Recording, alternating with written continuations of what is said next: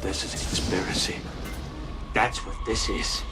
Just begging to course its way through your veins. Let's just for a moment speculate, shall we? You're into comic books, aren't you? I'm a nerd. But you do like comic books. Comic books aren't just for sad nerds anymore. Do you think we need one more? Strange things are afoot at the Circle K. Do you think we need one more? Objection, calls for speculation, move to strike. This is a bad idea. This is a bad idea. All right, we'll get one more. Spectators, a comic book podcast with Jake and Jesus. What's going on, spectators? Thanks for joining us for another episode of the weekly comic podcast that lives by our coined and completely original catchphrase, "We can do this all day." I'm your Oops, I Did It Again host, Jake, alongside a man whose beard is so magnificent, I've heard tell that it doubles as a cape and bestows the power of flight upon its wearer. Of course, I'm referring to everybody's second favorite Houstonian, Jesus. What is going on, Jesus? Well, that's a big misnomer, man. That's it's not flight. I can just jump over tall buildings in a single bound. So it might look like I'm flying, but the beard does what the beard does. And second favorite Houstonian, I will let that pass today and only today, because of our guest and also because of our guest's hat game, which we will definitely talk about in a few. So yeah, I will fly. I will let that fly, Jake. You will let that one fly. I see what you did with the wordage there. If this is your first time joining us for Spectales, thank you very much for giving us a listen. Spectales is a comic book podcast that asks collectors and creators, what is your grail tale? Each week, we explore news stories about the comic book grails we love, the epic journeys behind how they were obtained, and how they inspired new creativity. We also dive into some comic book speculation and how, as collectors, we can help the hobby pay for itself. This week, we are incredibly fortunate to be joined by a man with several accolades to his name. He is a New York Times best-selling cartoonist, an Eisner-nominated comic creator, and everybody's favorite Houstonian. You'll know him from his work on the Manhattan Projects and as the creator of Axe-Wielder Jon. He is Nick Pitarra. Welcome to the show, Nick. Thanks for joining us. Hey, Jake. I'm going to have to bring you with me everywhere to give me that intro. I appreciate it, man. Just put me in your pocket, I guess. I don't know. We'll see. Hey, man, I couldn't, thank you for joining us, Nick, man. We appreciate you. And, your hat game, man. So I've met you, I think, 2 or 3 times. And every time I meet you, you're wearing a dope Houston, either Oilers hat or something of that nature. And my son knows you as, oh, he's the guy with the cool Oilers hat, right? And I'm like, yeah, that's him. That's who I get to talk to today. So yeah, man, dope hat game, and welcome to the show, man. We appreciate you joining us. Well, back at you too. I like the Stroh's hat.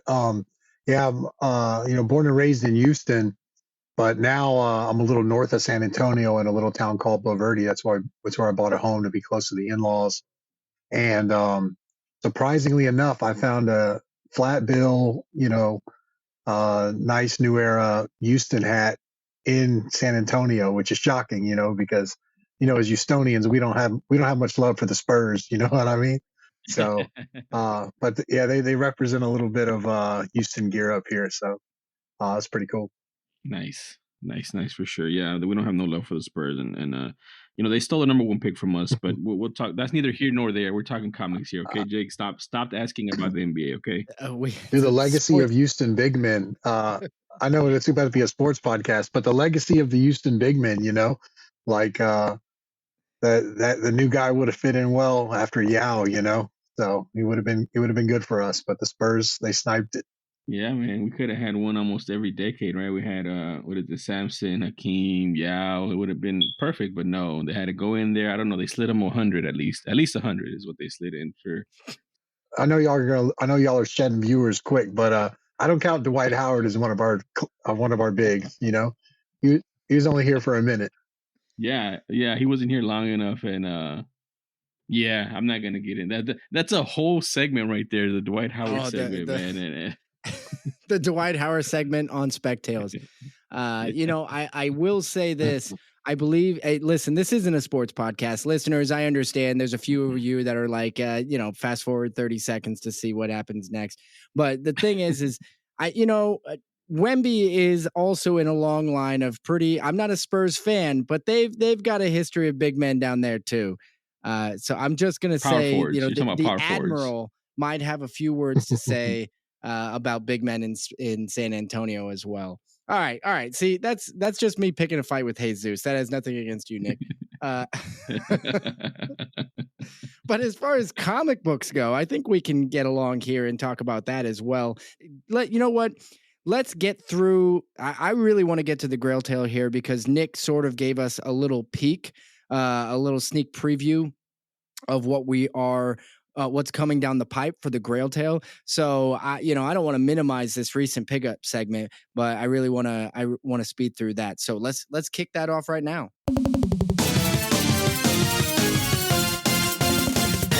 Recent pickups. That's right, the recent pickup segment, where we're going to talk about something we recently picked up or read, anything in between.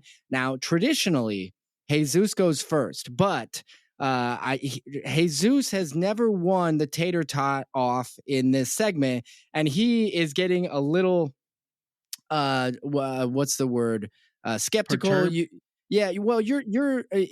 You feel like I'm only winning because I'm going last.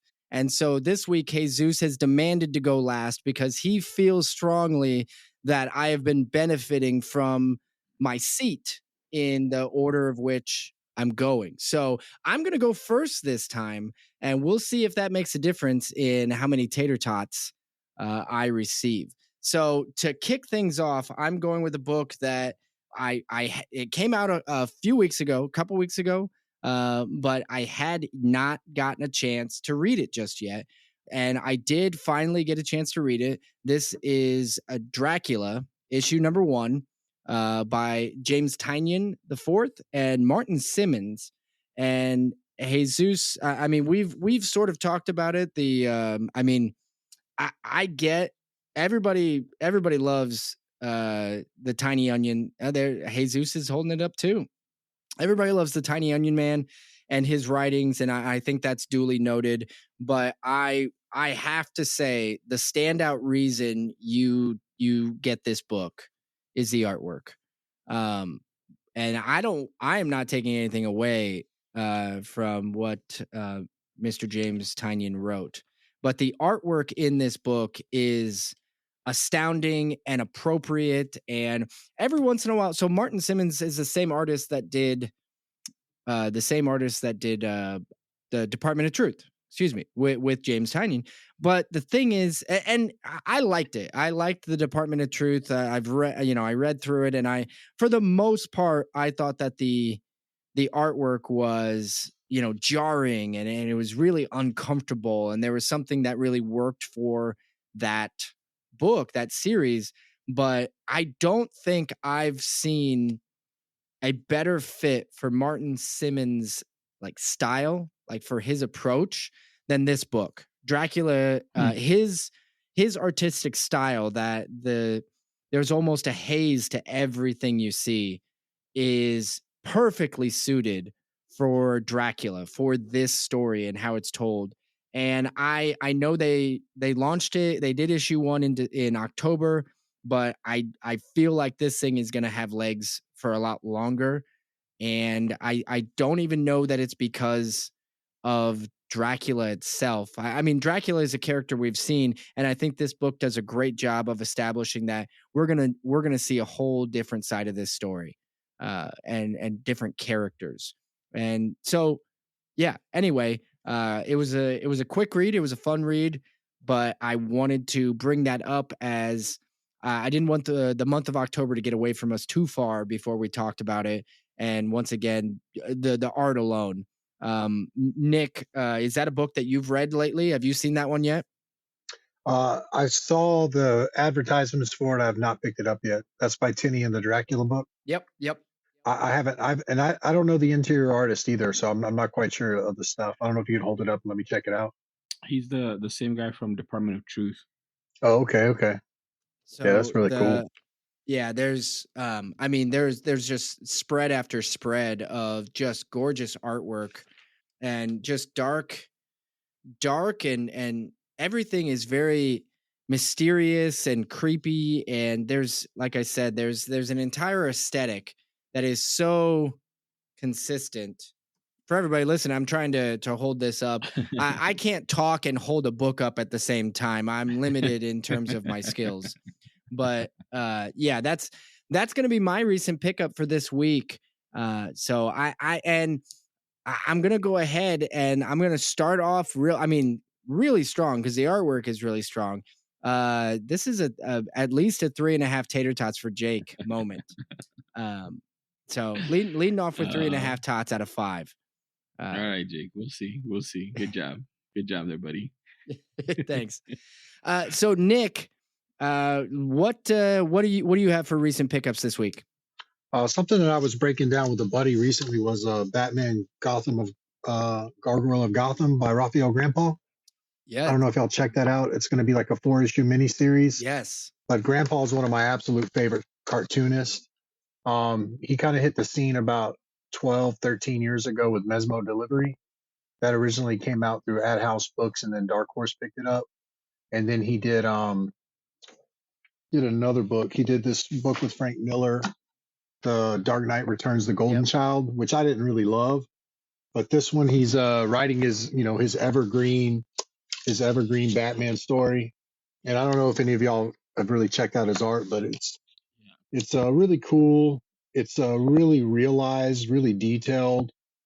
He's one of my absolute favorite artists. At New York Comic Con, I got to meet him, and he just draws the coolest Batman. I'll show you a cool shot of his Batman in here, but it's a detective story. There's a new Batman villain in it.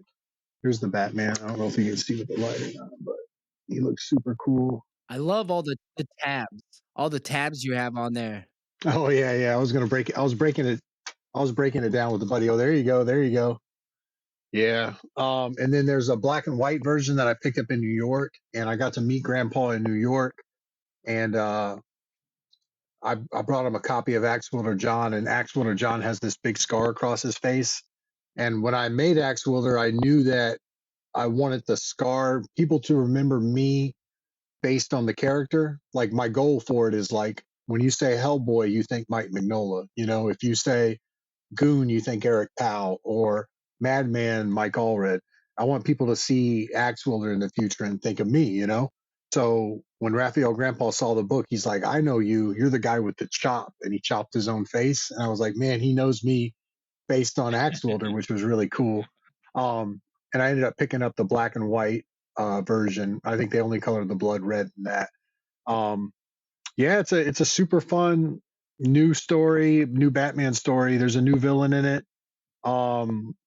They're doing a couple original takes with Bruce Wayne that haven't been done before without spoiling stuff. And he's investigating some murders, so it feels like a detective story too. So I liked it a lot. Quite enjoyed it. It's called Batman Gargoyle of Gotham. Probably came out like 4 or 5 weeks ago now. I did read it. I did pick that up, and it's tragic. The month of October was so jam packed for us with traveling. We went to Comic-Con in Dallas.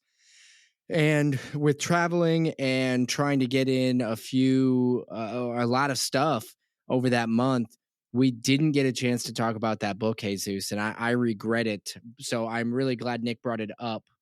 Yeah, so one of those pages or stills of the Batman, the grandpa, they call it the Grandpa Batman, went viral on Twitter, and for good reason, because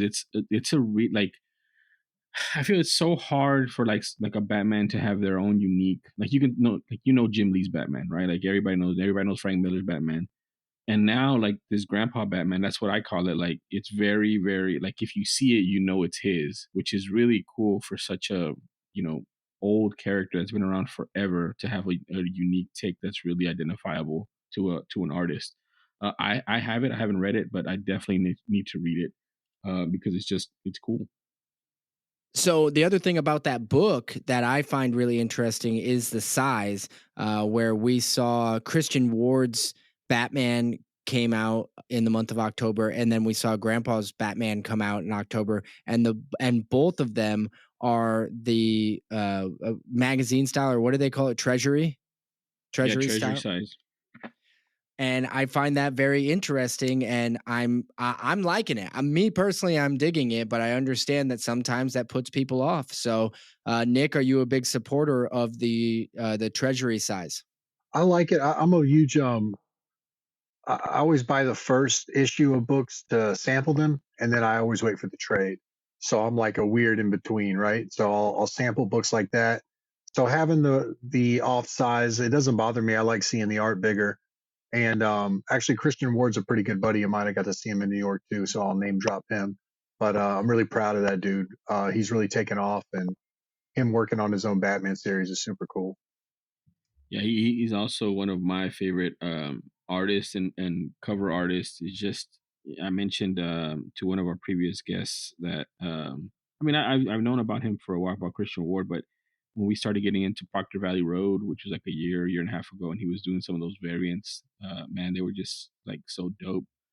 I just like his art style, so that's why I have it, and I'm waiting for the second issue. But it's a really good series so far. So and I like the Treasury. I like the Treasury, like you said, it's more artwork, more stuff fits, and it's just really cool. It's just really dope. Very cool. Well, Nick, I'm gonna have to say, just simply because of how cool that book is, I'm gonna go ahead and give you it's tied up. You got 3.5 tater tots as well. So man, this is a close call. I don't know who's gonna win this one. But Jesus seems to think that last spot is very lucky. He's superstitious now about it. And if he does end up winning, I just want everybody to know that I will be taking the spot back, but it won't be because Jesus won. If in fact he does win, just because I just, that's my spot. I don't like to give it up. So Jesus, what do you have for this week's recent pickup? All right, man, I couldn't have Nick on without talking about this dope ass book. And I have so many questions. I'm sure we both have so many questions because it's just, well, Jake, not as much because Jake hasn't read it, but Axe-Wielder Jon is my recent pickup, the hardcover, and I actually got it signed by Nick and a remark by him as well, which is pretty dope too.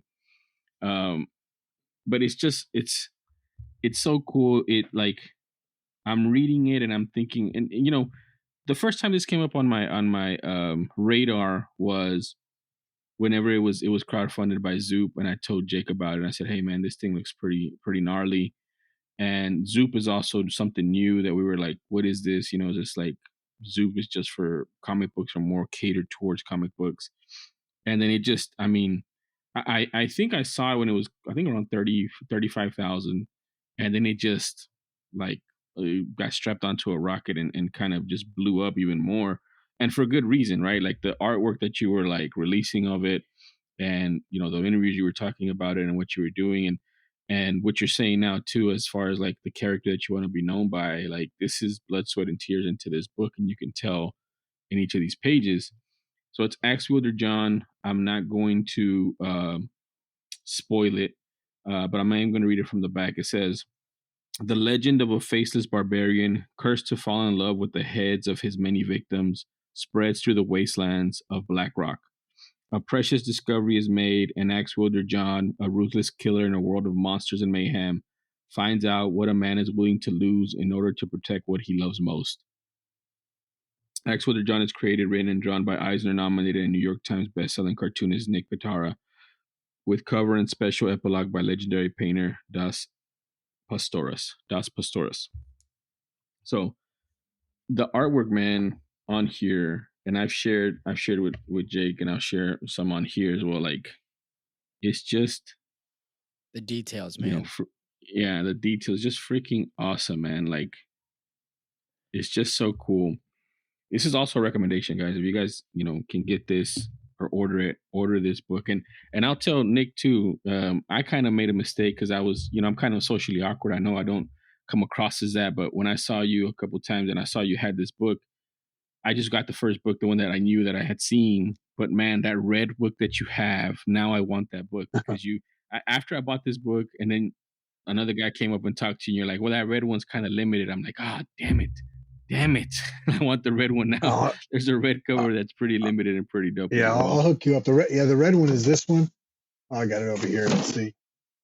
The red one is we spot glossed it and stuff, but that one's my cover. Yeah, it's pretty cool.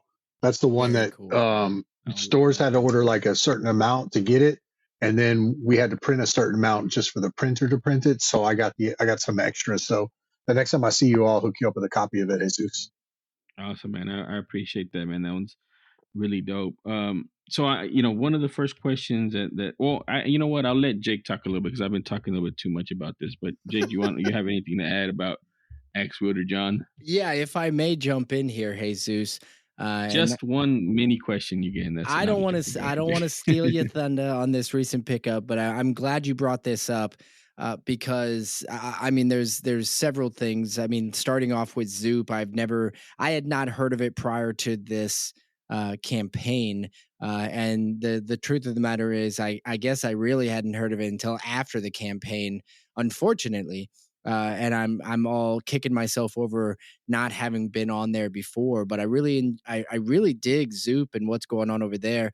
But with regards to your book with Axe-Wielder Jon, and the creation of the character and how much you put into it, I would start by saying you've already you've named it, and I don't want to give too much away about going on with the Grail Tale, but Frank Quietly and a couple of the other artist names that you dropped or that even gave you a quote for this book. Stankovic, Darrow, Hickman, Allred. Yeah, and a lot of them. And with the artwork and even Grandpa, the way that you had mentioned with regards to his artwork, something that I've noticed that seems to be consistent is the immense level of detail in the work, in the art. And I want to know, when you approached writing this book, before you started, did you start with the character or did you start with the story? I guess we'll start with that. Well, I guess there's two questions there. The first one would be, I came up with the character when I had my first daughter 4 years ago. She got really sick and we were in the NICU with her. That's like the neonatal intensive care unit. And we ended up having to live at the Ronald McDonald House while she was healing up from surgery.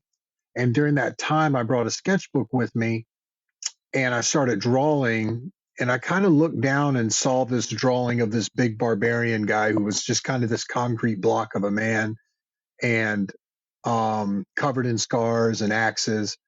And during that time, my career was a little bit on pause. I was in the middle of another book that got canceled while I was in the hospital. And I was like, man, this character design is coming to me at a big time in my life, being a new dad. And I was like, I'm going to find out what his story is. I'm going to make this time in this hospital mean something. And I'm going to make this character mean something. And I always wanted to write and draw my own work. And so once we got home, I started working on the script for Jon. And it was a lot about fatherhood, a lot about the lessons that my dad taught me or mentors taught me. And then the way I figured that I didn't really have trepidations about writing it, because I had this epiphany. I said, Brian Michael Bendis, Alan Moore, Grant Morrison, Donnie Cates, Rick Remender, all of these great writers, they have one thing in common. Do you know what that? Well, they have two things in common. One, they're great writers, but you know what the second thing is they all have in common? They can't anti-heroes. Here you go. They all tried to be cartoonists, but they failed at it. They're all failed cartoonists. Alan Moore, Grant Morrison, all of them. They all wanted to be that. So I said, well, I'm just those guys with a little less quit in me, because I didn't quit and I became a cartoonist, right? So that's how I looked at it.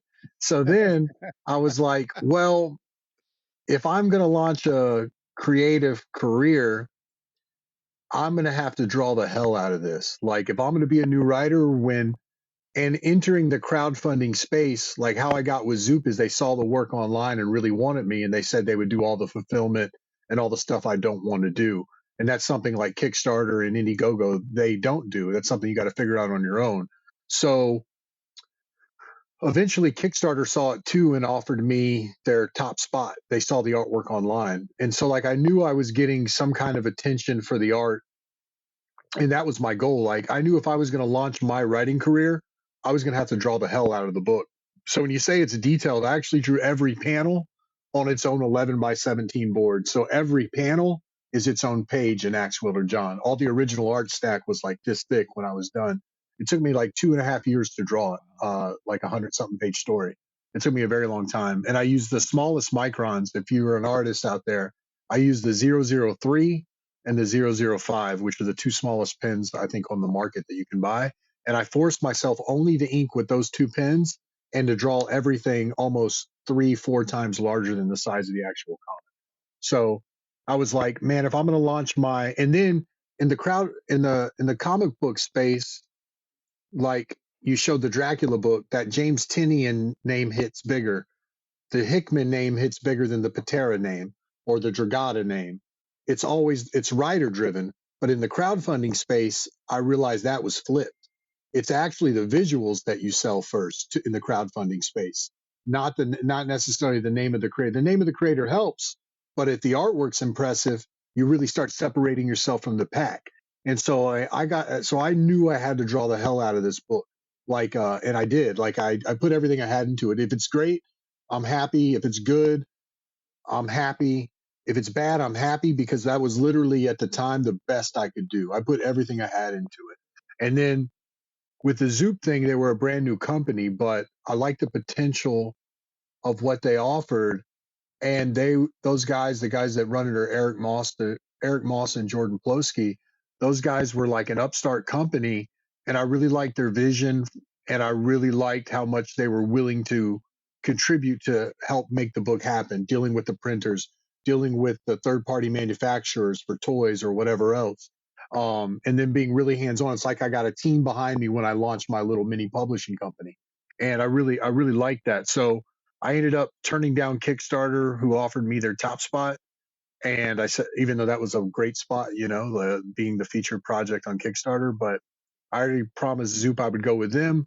And then there's something to be said about being the big fish in a small pond too. Like I was one of their bigger creators, I think they had. So they put a lot behind me. And that really helped too, amongst other things that they did. So yeah, when I started this, I just told myself, man, if Alan Moore wanted to be a cartoonist and quit, and I didn't quit, maybe I got a little more mustard than him, and I can put this book together. You know what I mean? So, and then I realized that even if the book was written poorly, and I don't think it's written poorly, but even if it was, if it's drawn incredibly, then I can lean on my art skills and make a cool book. And then from there, like I got 7 volumes planned of Jon. Like it's going to be the thing I do for the next 10 years of my career. And I am going to make him my goal is to make him my Hellboy. Like when you say the name Hellboy, you think Mike Mignola. I want people to say when they see Axe-Wielder, then the next thought is me, and then create that comic character, that avatar in the comic book space, instead of just doing a fill-in gig here, be the 100th person or 1,000th person to draw Spider-Man. It's like I really want to make my own thing and make my own story. And yeah, and then I just rolled the dice. I worked on it for 2.5 years, not taking any money, not going to a publisher and selling it. And then I probably shelled out $30K on colors and editors and designers and just everything to get it made. So I was about $30K in the hole when I launched that crowdfunding campaign. So I really needed it to be a success. And, I feel like God blessed me, and it really did. It really came together. So I'm very proud of the book, and it's just scratching the surface of Jon's story. And yeah, I'm super pumped. And yeah, all those guys you mentioned, Frank Quietly, Mobius, Jeff Darrow, I'm lucky to be friends with Frank Wiley and Jeff now, and we get to talk sometimes, and it's a real honor. It's a real honor. I feel like I'm the little puppy dog nipping at their heels, maybe, and they're like, "Get away, kid!" And now I haven't gone away yet, so now they're just like, "I guess I'll be nice to the kid." So yeah, they're absolute masters and absolute legends, and very honored that they let me, rip off their styles a little bit and make my own thing. So. Oh man, if I could, Jake, there's so much to respond to there or react to there. One, I think while you mentioned their style, your style is unique in itself, man. And I think if you show me your artwork, I can tell it's you, which I think is a big deal. I think that's why you have this Axe-Wielder Jon, and like you said, people were reacting to it online when they saw like Kickstarter Zoop, were reacting to it because they can tell it's from a great, right, like a great artist. Your philosophy on making great art is also underselling the writing, man. I think you are underselling your writing a little bit. And from what you put on the back matter of the book, which I really enjoyed, by the way, I really enjoyed all of it, and it's really awesome. Talking to your editor in it and about what he was telling you and how he was giving you feedback and things of that nature. I think it also helped as well. But I mean, it's a really good story, and I could read 8 more, 10 more of Axe-Wielder Jon because I want to know his story as well. So you touched on one thing that I wanted to kind of go into a little bit more, and like the publishing. Like why did you choose to crowdfund versus go to a big publisher? Because any big publisher would love to have their insignia on the front of this book somewhere, and it would be a mass thing, a mass publication. Like what was your thoughts behind just saying I'm going to crowdfund it, I'm going to kickstart it instead of going to a publisher? I was just at a point where I was going to bet on myself no matter what. Like I really took it very seriously when I came up with the original sketch of Jon, and I was going to honor the deal I made with the universe or God or whatever you want to call it. I said, I'm going to make this thing. I'm going to make it the best I can make it. There's a story in Jon in book 2 where he comes to this crossroads where he's been this killer and he's been this thief. He's been this bad sinner his whole life, and he's a bad dude, right? But he finds something, and to him, he says, okay, the gods tell him, Valhalla tells him, whatever you want to call it, says, all right, killer, you're a killer. Here's all your reasons to kill, right? And he gets the gift of getting to be everything he's ever wanted to be, look at his entire past and be like, all right, everything I ever was, every sin I ever did was for a reason. And now I've got a good reason to kill. And I like that lesson. And at the same time, I was going through that lesson with myself. It was like, all right, you're a new dad. You got to provide for your family. I've given you this sketch from the ether, whoever sent it to me, whatever channel it came through in my brain or accident or whatever. All right, artist, what do you have to say? What do you have to say about being a dad?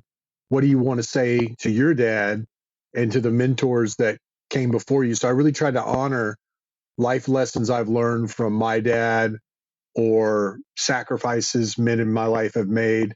That was a big part of what I wanted to do with Jon. So it was kind of like my conversation with God at the time was, all right, artist, you think you're an artist. You feel like you're an artist. You're a cartoonist. You draw. But what do you have to say? What do you have to say, Nick? And so when I went home, I was like, I'm going to write that. I'm going to write this thing the best I can, and I'm going to draw it the best I can, and I'm going to roll the dice and see what happens. And then when I made that deal or whatever, when I had that conversation, when I went home, there was no way I was going to write a 24-year-old editor and ask them if it was okay for me to make my art. I wasn't going to go up and be like, here's 4 sample pages. Is it okay if I make this book? That seemed like the dumbest. The conversation I was having was so much bigger than asking permission to make my art. I thought that was below me. And I feel like it's below me. And like I said, I'm friendly with Jeff Darrow now. And like about a year ago when he called, we talked early on in Jon, or midway through it, and I was like, man, I'm just done asking permission to make what I want to make. And he's like, now you get it. Now you're figuring it out. And I knew if I made it well, and all those publishers have asked to see, they've all tried to get Jon now, but I'm deciding what I'm going to do with it. Can't say anything yet, but I knew if I made it well that I would get it published and I wouldn't have to ask permission. Instead, they would ask me if what I want for it. And so it just took some of the power back and a lot of the angst. As a creator, you see Marvel and DC. Sometimes you agree with the decisions, sometimes you don't. But if you're always trying to get that work, if they make a bad step, that feels like it's detrimental to your career, even though it's not your job, but it's your aspiration, because you grow up playing with these action figures that then you learn how to draw and you just want to play with your toys again. And I said, I'm just going to make my own toy and I'm going to make my own story. And I just was not going to ask permission to make my art anymore. I was just over that. And so I kind of hit that wall, or broke through that wall, and then I'm not looking back. That's the plan. So that's a perfect segue into and that's a perfect answer too, man. And that's awesome. That's like, doubling down on yourself and betting on yourself. And that's a great lesson for everybody, especially in the creative space. The question that leads me is, so, one, obviously this is great. And like I mentioned, I could read, more of these easily, right? And I'd be happy, especially with the artwork in it, because it's just like, there's not a lot like this out there right now. Right. But does that mean that, we're not going to see you on any other, creative projects, or any other, stories, or any other, maybe, I don't know, Hickman stuff? I don't know. Like, is there going to be anything else besides, or this is just 100% what you're doing going forward? There's always side projects or covers and stuff that pop up. And there's always potential. Like Manhattan Projects behind the scenes has had like a lot of Hollywood buzz, not announced, but like some big creators have been interested in making something with it. And since Axe-Wielder's on my own pace, since I'm going to do a trade paperback at a time, I could stop and do a side thing if I wanted to, but it's not really where my heart is with Jon now. And then to get the next book out is super important to me. I think a book a year, a book every year and a half is a good pace, kind of like the European model where Mobius went away and came back with something else. Another thing was, I didn't want to approach Jon, instead of being worried about being a monthly artist or bad decisions other companies make. I was like, all right, I'm going to operate with this book in a way I want the industry to work. So I'm only going to operate in a way where I wish things were. And I wish, like, Art Adams, who I love, wouldn't do as many covers and would go away for like 2 years and give me a freaking X-Men trade paperback, like an evergreen, right? Kind of like Grandpa's doing now on Batman. But instead he gets sucked into the cover game, the commission game, because he makes so much money. He's so incredible at it, right?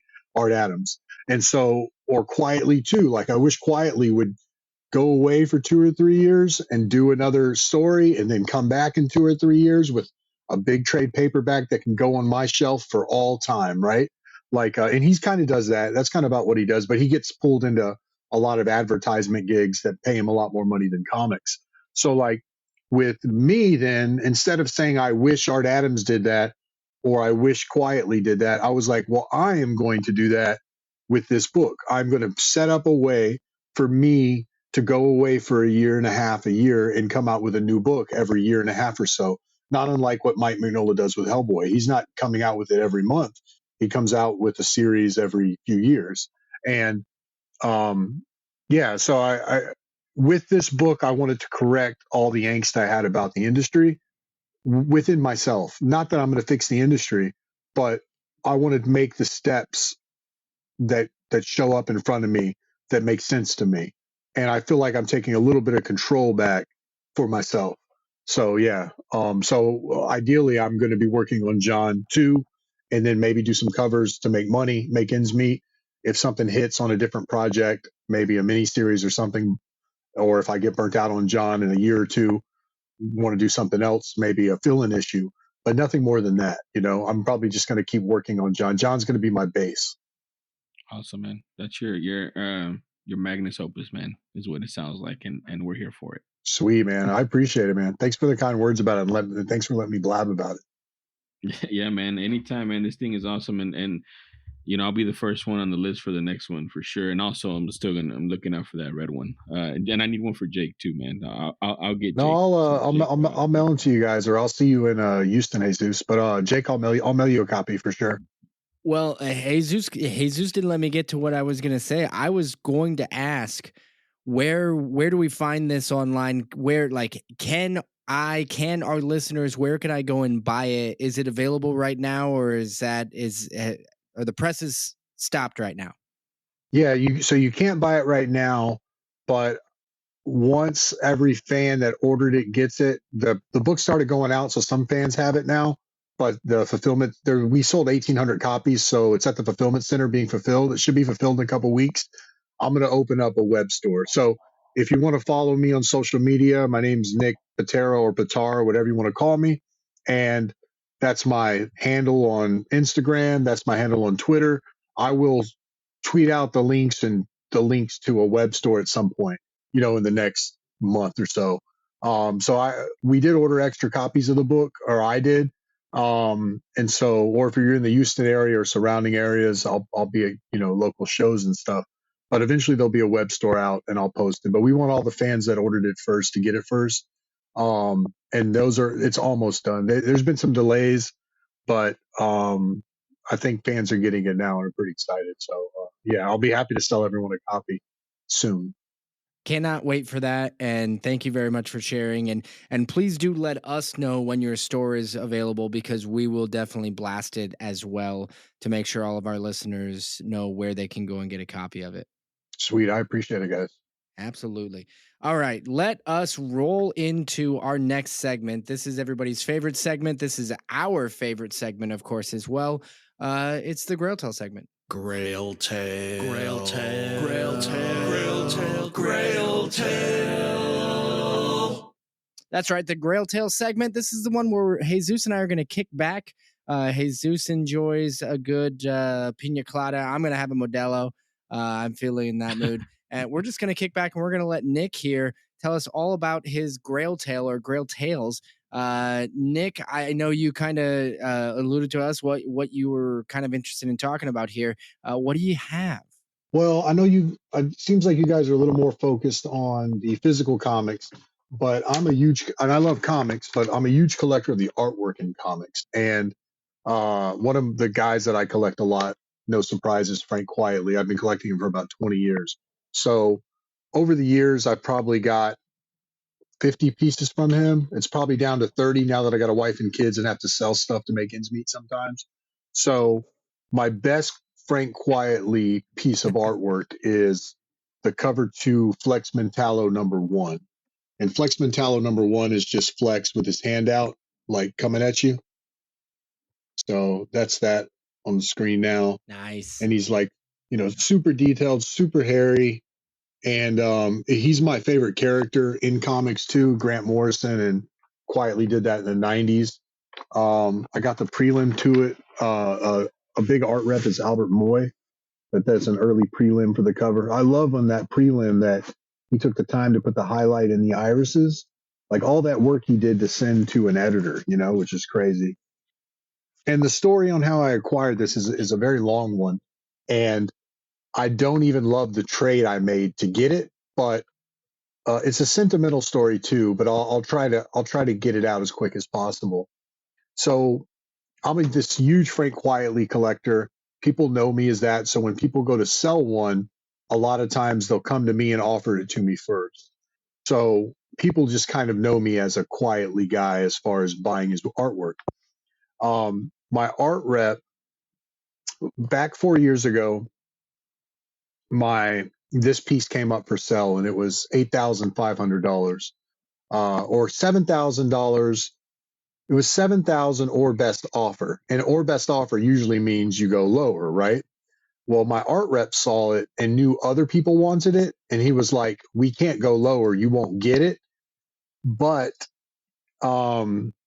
we should go higher, which I thought was insane, right? So we put in a bid for 8,500 on it. And there's a website called Comic Art Fans. If anyone doesn't know it, comicartfans.com. It basically is people scanning all the original art that they're collecting over the years. And it's this fantastic website for art collectors. This thing shows up on it. It was for sale, best offer, 7,000 or best offer. My art rep, Felix, I don't have the money for it at the time. This was when I was living in the Ronald McDonald house when my kid was sick. And she's fine now, by the way, since I've mentioned it twice. She's doing good. But money was tight. I could not afford the page. And I was just like, I can't afford it. So my art rep at the time ends up buying it. Not for me, but buying it and holding it for me. So this thing is sitting in limbo, this $8,500 price tag for this cover. And I'm like, man, what do I do to get the cover, right? Eventually, after a couple of years, Christmas time comes around and he mails me, and I get a knock at the door, FedEx package overnight, and it's the cover. He's mailed it to me. During that time, in that limbo of 2 years, when I didn't have the cover, we were going to work out a trade. And I used to own, there's this fantastic image Frank Quietly did of Alan Moore, where Alan Moore is like painted by Frank Quietly, and in his beard, all like Watchmen is written in his beard. And if you Google Alan Moore's name, it's like the third image that pops up. It's one of the most fantastic pieces ever. It was the cover to Alan Moore's autobiography in France. It was the promo image to Alan Moore's museum exhibit in France. It's a really famous photograph. It's really great. So I own this piece and I love this piece. I think it's going to be $100,000 piece one day. And the only thing Felix wanted was the Alan Moore piece. And I was like, no, I can't give you that for the Flex piece. But Flex is my favorite comic of all time. And it's the #1 cover. So it's a pretty fair trade, but I really love the Alan Moore. And this gets sad here, but Felix's wife gets sick and she ends up getting cancer and passes away. So I'm like, man, you can just have this Alan Moore. I felt really bad for him at the time. And I was like, you can just have this thing. And I told him this at the time. He called my wife and said, Nick's acting crazy. He's trying to give me a really expensive piece of art. Check on him, right? And when Felix mailed me the piece, then I felt it was cool of me to follow through with me gifting him the Alan Moore piece. So it wasn't a trade. It was like this Japanese over-the-top gift-giving deal where he gave me this gift that I wouldn't have traded the Alan Moore for, and I gave him the Alan Moore. So it was kind of like a trade, but not really.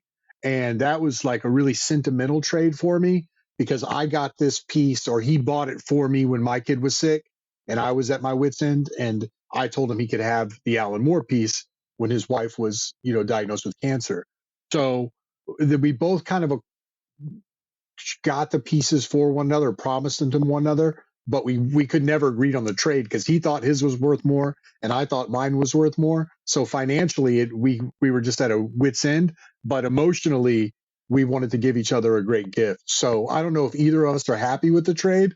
I love the piece that I got. I'm sure he loves the piece that he got, but it took like a lot of life crisis for us to get the deal done, whatever the deal was in the end. So that's the like crazy story of how I got my favorite Frank Quietly piece. And if you don't know Flex Mentallo, he's part of the Doom Patrol. And I don't know if you watch the HBO, if you have HBO, you could watch the Doom Patrol series. It's really good. But Flex Mentallo is just this really oddball superhero. And I'm a magical thinking person. Like I love hermetics. I love the Alan Moore statement, to spell is just to spell. I don't know if y'all have heard that quote, but it's really great. He says, to spell is simply to spell. The word grammar is the grimoire. It's where art is magic is kind of his philosophy. And I kind of believe in that. I think like you can make someone cry with the right writing. You could put them in a space like that. You could write something so well that could depress someone and they could kill themselves. Like you have a real power with your art. Not that I'm that powerful, but I think art is transformative in that way. And so I also love like things like arm wrestling in my real world. In the real world, when I want to get out of the house, I'm in like these local arm wrestling competitions sometimes, and I eventually got to number 8 in Texas in the super heavyweight division. So I love powerlifting and muscle stuff. That all that stuff always interests me. So Flex Mentallo is like when he flexes a muscle, it does magical things. That's the character. So I feel like Flex Mentallo is really close to the essence of what I like. I like magical thinking stuff, and I love practical, heavy lifting, Neanderthal stuff. And Flex Mentallo is the combination of those two things. So Flex Mentallo is kind of my character in the comic book space. Frank quietly drew the hell out of that book. It's a beautiful book, and I'm really proud to be the owner of, or at least the custodian of the number 1 cover, probably to the day I die. So it'll be the last piece I ever have to sell if I have to sell everything, So it's a grail for me. It's not going anywhere. And what I had to trade or, give to get it was substantial. So it's never going anywhere. Man, that is such a dope and awesome story on Grail Tale in so many levels, man. Like it's true. Like I get what you're saying and what you're doing with the, with not really trading for it, but kind of trading for it, right? Because there was more layers to it, right? There's a lot more layers to it. And part of that too is like, and I always say this, I had to go through like negotiation training in my past life. And the sign of a good deal is when both sides are not happy, because if one side is happy, that means one side got what they wanted and the other one didn't. So in a real deal, both sides are not happy because nobody got exactly what they wanted. And I think that's kind of where you're at, because like you said, you thought yours was worth more. He thought his was worth more. But in reality, to each other, it's worth the most to each of you, right? Like what you guys ended up with. The sentimental piece of that too, man, that's the priceless stuff to me, man. Like you're always going to have this story. You're always going to have this attachment to it, right? And just like he is too. I don't know if he sold it or not, because that's what he does. But in the end, is that the one? That's the one, and he's never going to sell that one. Felix is at Art Rep, but he's never sells pieces from his own personal collection. So that'll be buried in his personal collection. And Alan Moore is his favorite writer, and that's his favorite piece from Quietly. So he got his favorite Quietly ever, and I got my favorite Quietly ever in the deal, which was honestly, I got the Alan Moore when Quietly's market wasn't that expensive. Like I could retroactively, I might have only paid $1,500 for that Alan Moore, and he paid $8,500 for the Flex. But but who knows what they're worth today, right? So that's like the number crunching side of it. I know y'all's last segment, it's like speculation, and mine's all going to be on original art market. I know it's going to mess you guys up, but man, like I never, but I'm telling you, man, look, there's thousands of these books printed. You can grade them and make them unique and make them more limited, but there's only 20, 23 pieces in a comic, and there's only one cover on a comic.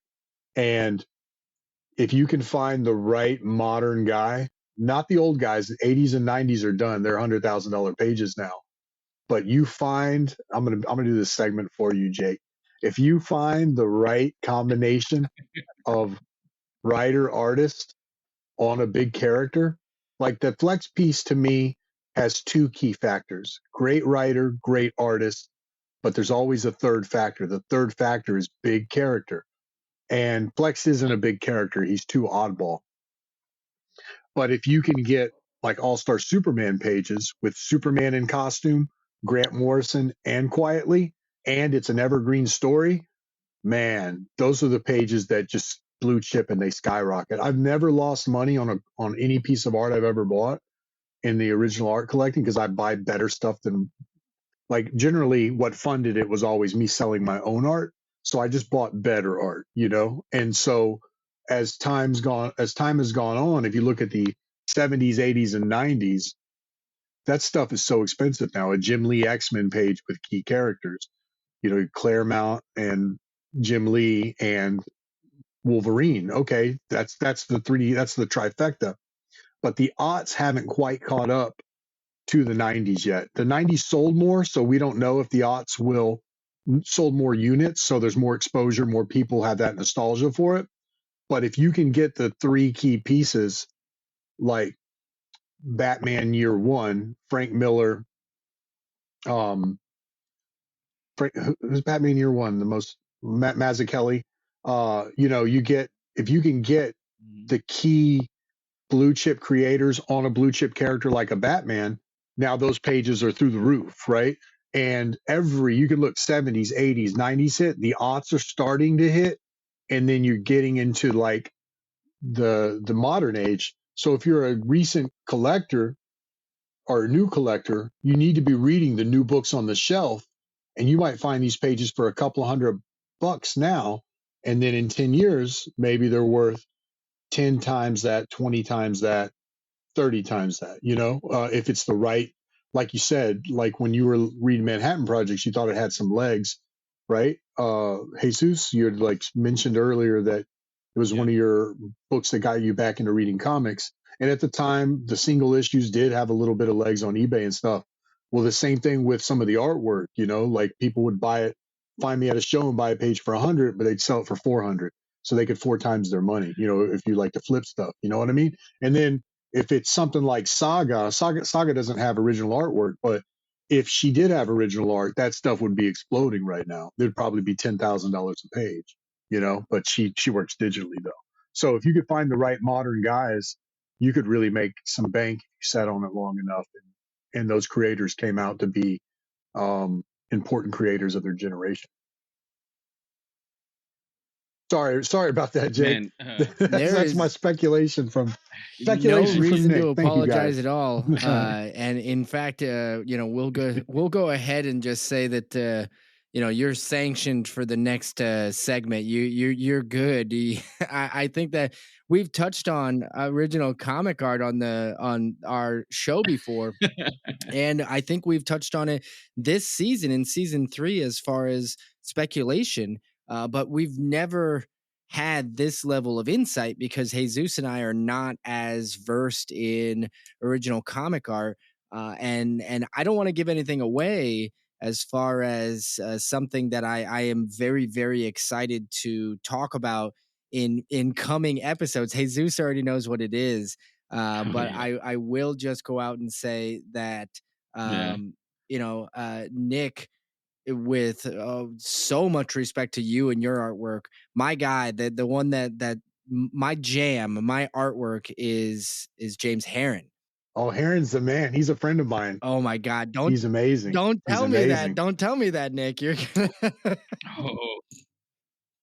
I just massive ultra mega fan. I like blows my mind. Like I reread it all the time, and I cannot help but think it's the best. I'm so enamored with all of the artwork for that, and I've already like started looking for it.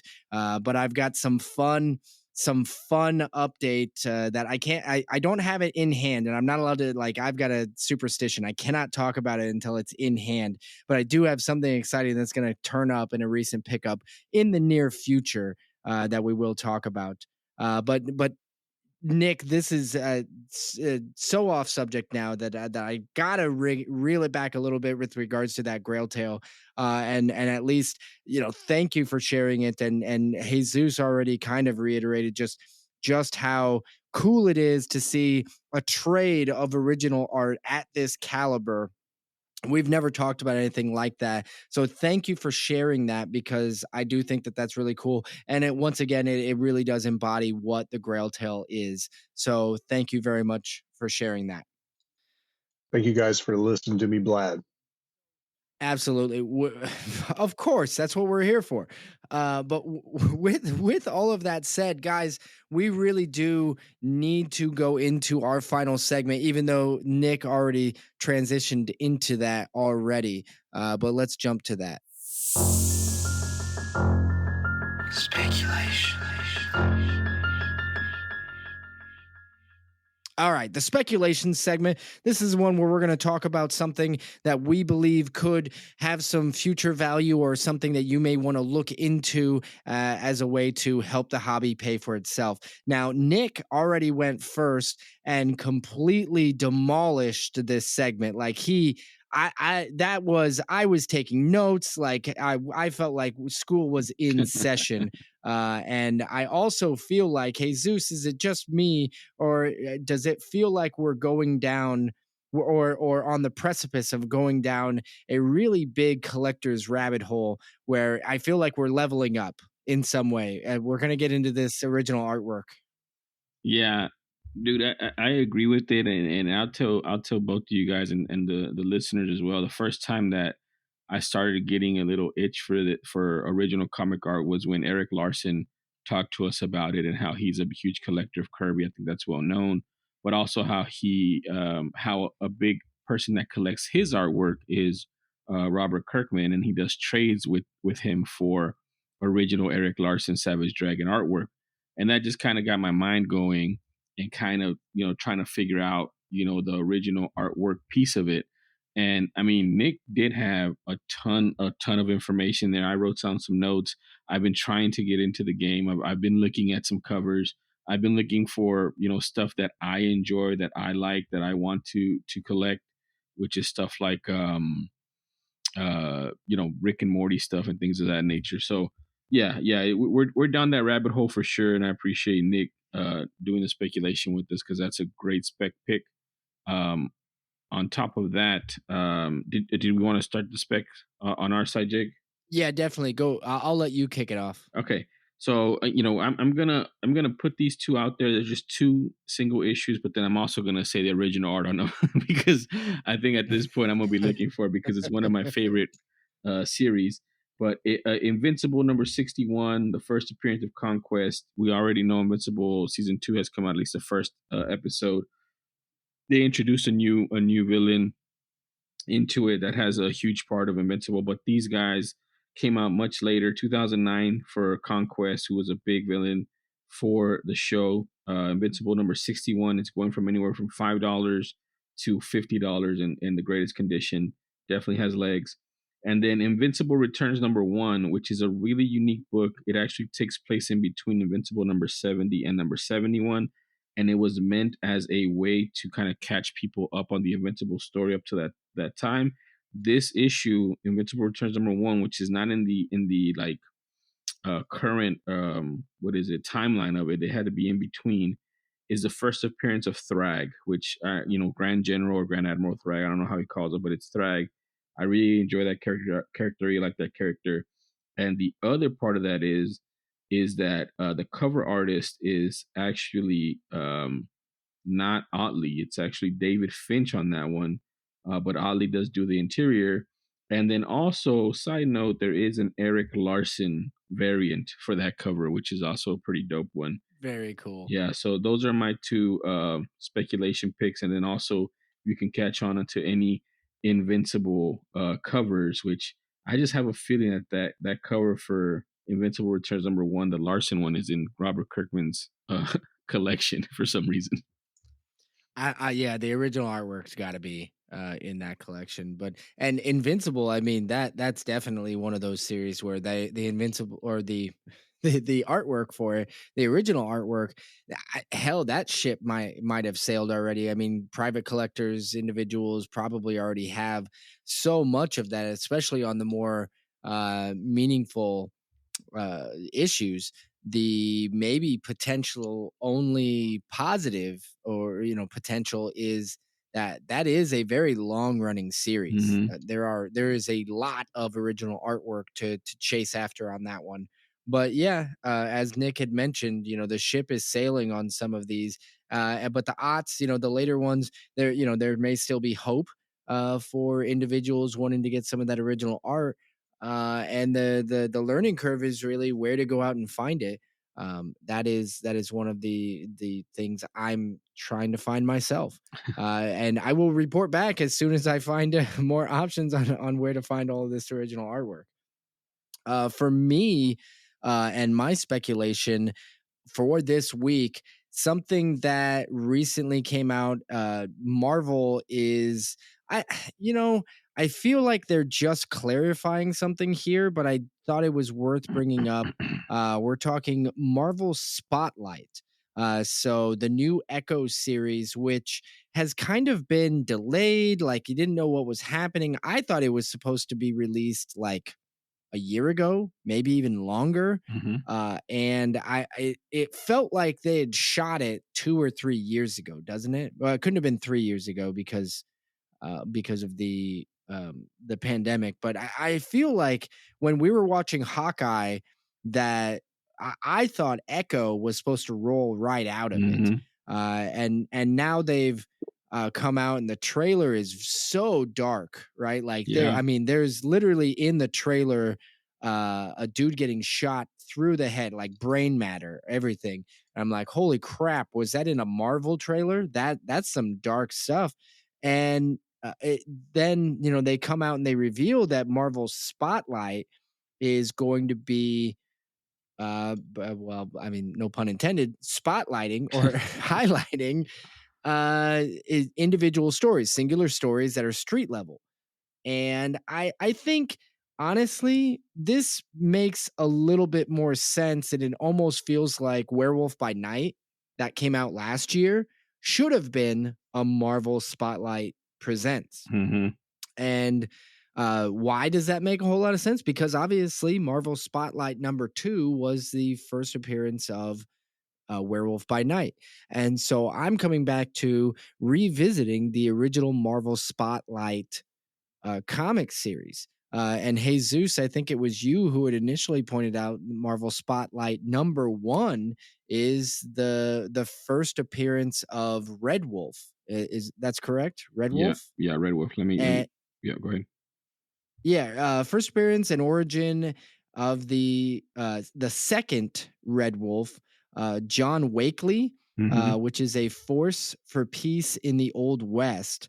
And there are obviously more famous first appearances within Marvel Spotlight, Werewolf by Night and Ghost Rider being probably the two most famous, but there's lots and lots of first appearances all through the Marvel Spotlight series, including Son of Satan, including the I guess first solo Moon Knight story, which is not a first appearance, but certainly a first. Spider-Woman, Jessica Drew first appearance.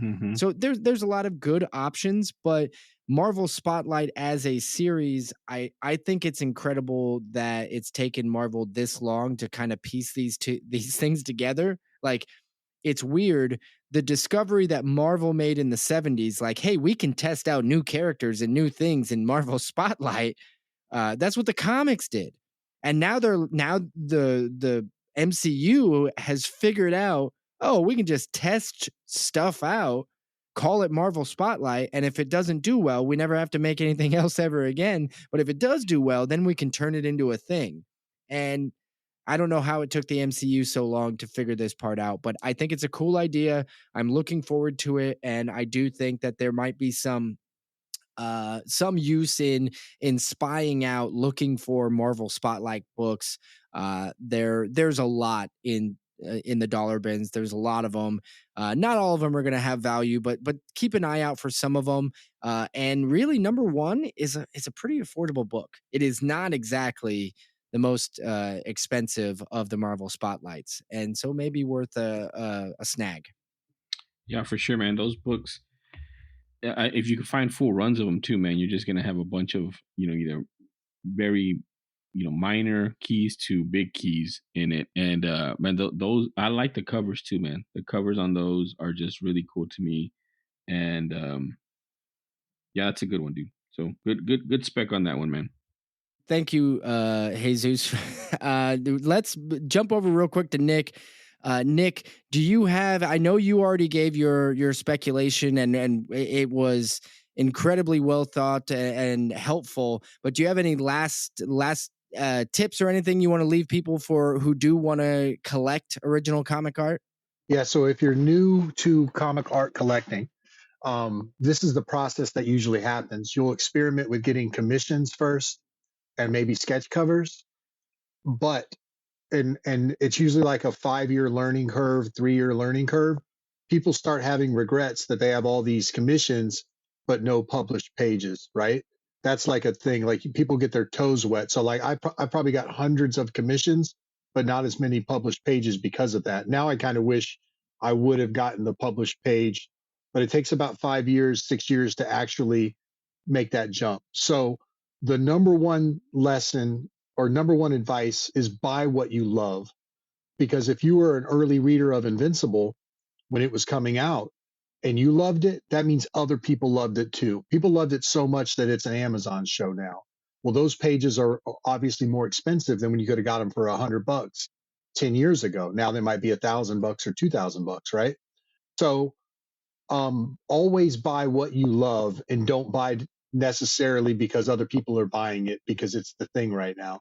Buy what you love when it comes to the stories that you read. So you need to be an active reader of comics. And if you really like a story and you think, man, there's something in you love about it, that means there's other people just like you that read it and had that same feeling, that same page turn that when that dude hit that guy or something where it really made an impact. That's the page everyone's going to want down the line. So if you read it early and get the modern stuff now, you can get it for a couple $100 probably, maybe 4 or 5 because the modern stuff's going up. But it's a little bit harder to go back 10 years and get an Otley page or buy a resold Otley page now because it's more expensive. So I would say read modern work, buy what you love. That way, just in case you can't resell it and get your money back out of it, you only get 80% of it or 75%. You at least have something you really love, right? You end with that. But the odds are that if you love it, other people are going to love it too. And then that adds an intrinsic value over time. So I wanted to leave with that because I have a little trepidation about, I don't want people just to go crazy, and just buy, start spending thousands of dollars, but buy what you love, buy pieces that you love. And it generally it's worked out for me. And that's the advice my art rep, Felix Comic Art, who's also the Ryan Otley's art rep and James Herron's art rep. If you're looking for their work, Felix Comic Art, he's the man. But his number one advice to new collectors is buy what you love. So buy what you love. And then when you start looking at the prices of commissions, maybe there's a $200 commission you want because you really want to see that artist produce something you want him to do. But maybe he's got a published page for 300. Maybe you go the published page route because you don't want to be stuck with 100 commissions like me. You might just want to be prouder of the page, but you're going to have to pick and choose your battles because I still get commissions too, but the commissions generally won't go up in value as fast as a published page. Meaning if I pay 200 for a commission or 500 for a commission, let's use the number 200. It's probably not going to be a $600 commission down the line, right? But if you buy a $200 page, it could be a $1,200 page down the line. There's like an X factor on the published material when it comes to original art. I mean, that's great advice, man, and I appreciate that because I'm definitely dipping my toes in it. But I do have a question for you, especially with newer stuff, because that's great example. I'm a huge reader. There's a bunch of stuff that talks to me that I want to get. Like I'm reading The Sacrificers by Rick Remender, and I like some of those pages as well. But like, isn't it more difficult nowadays too because not everybody's doing physical; they're doing digital art. So you would have to also like hit it with a book that actually has physical pages because some of those digital artworks aren't really like there's no way you can collect them. Yeah, I would stay away from the digital art. Some people try to do this is a one-off print and stuff. I want the hand-drawn stuff. I'm an artist, I want the hand-drawn stuff. I think the hand-drawn has like an artisan, intrinsic artist. One, it's cool to have the that someone spent this time laboring over this page and you have that physical representation of his day or 2 or 3 to make that page is cool. Let's say if it's an ultra mega page and you get one with ultra mega on, or you get an A example, a B example, a C example, whatever, James Herron was up drinking coffee all night drawing that page, and you love his work, you love the book. That's super cool. You can't beat that. If it was just a printout of a James Herron page, it wouldn't mean as much to me, and therefore, in the average collector, it wouldn't mean as much to. So I would stay away from that. Like stay away from the reprinted stuff. Probably even like prints it shows is really to help the artist. Like here's a $20 print, and that's really like you want something from the artist that you can afford, but those don't really go up in value. The actual X factors, if you're thinking about selling and getting into this stuff, is really the published work with, you know, character examples, key characters, stories that you love is always big. You're going to dip your toe in smaller, I promise you. You're going to do the sketch covers first and do that. That's fine. That's just that's the crack dealer dealing his little free sample, you know, the early sample before you get into the bigger stuff, you know. But just always, even when you like, the flipping game's tough, you know, like you never know. I don't want anyone to lose money, but the comic art, original art market has been expanding tremendously. You know, like the prices have been going up, and the newer stuff is going to be a lot cheaper than the older stuff. In 10 years and 20 years, there's going to be another Invincible. There's going to be another something else, right? Read the stuff you love that you think has legs. And if you like that artist enough, then you'll cherish and love that piece. Man, if you can save up, you know, a week's salary or whatever, or if you want to go crazy, I've emptied my bank account many times for the right piece that showed up, and I've never regretted it. I had to eat ramen for 2 or 3 weeks, but I never regretted it. You know. Nice. Thank you very much for the advice. I am taking notes and taking it to heart. So really appreciate that, and really appreciate you coming on the show, Nick. I think that this was far more educational than I can even say. I didn't realize we were going to go so heavily into original artwork. So thank you for that. Before we head out, I do have to. Jesus has been blowing up my phone, poking me, reminding me, wanting me to make sure. It seems completely on accident, I forgot to give out tater tots for Jesus's recent pickup. And he keeps saying, dude, man, don't leave me hanging like this. Don't you know what's going to happen. You know, you're going to give me a lot of tater tots. Like he's been poking me. He's never won. He feels he needs to win. He thinks that last spot is so lucky. And so, you know, I didn't do it on purpose, guys. It was completely an oversight on my part. And I will apologize to you, Jesus, for that. And that recent pickup of Axe-Wielder Jon is incredible. I'd like totally a great recent pickup. And the fact that Nick has also offered to let me reach out and buy one of those red covers from him as well, so that I can get it before Jesus does. That alone is worth. I mean, that's got to be like, oh man, I think that's 5 tots. So Jesus with a perfect score of 5 out of 5 tater tots. He finally is victorious. Everybody can mark it down. Let's go. The one time Jesus won the tater tots, but good news going forward, I will still be in the last position of recent pickups. This is the one and only time for Jesus. So there, he finally won. Now you can get off my back, Jesus. Winners win. But Nick, it really was incredible. Thank you so much for joining us. And if you would, please, do you mind giving everybody, where can they find you on the internet if they want to follow you? Just Nick Pitarra, Nick Pitarra on Twitter, Facebook, and Instagram. And if whenever we're going to sell Axe-Wielder again, I'll be sharing the link out when that happens. And I want to thank you guys for having me on. It means a lot just to have, you know, I think guys like you are the conduit to the fans, and us create a big part of selling Jon is going on, you know, podcast and YouTube shows where there's a cultivated audience that's hungry for this information or hungry for comics. And for you to allow me the access to your audience and pitch my book and talk to you guys means the world. So you're super valuable to creators like me, and it's much appreciated.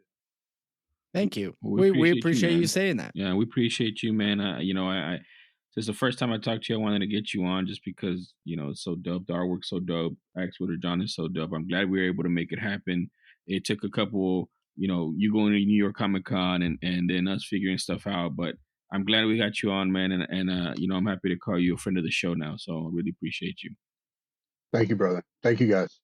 All right. That is going to do it for this episode of Spec Tales, everybody. Thank you for taking the time to listen in, listening to Nick. And we will be sure, as the instant we have notification that Axe-Wielder Jon is back on the market, everybody will get notifications.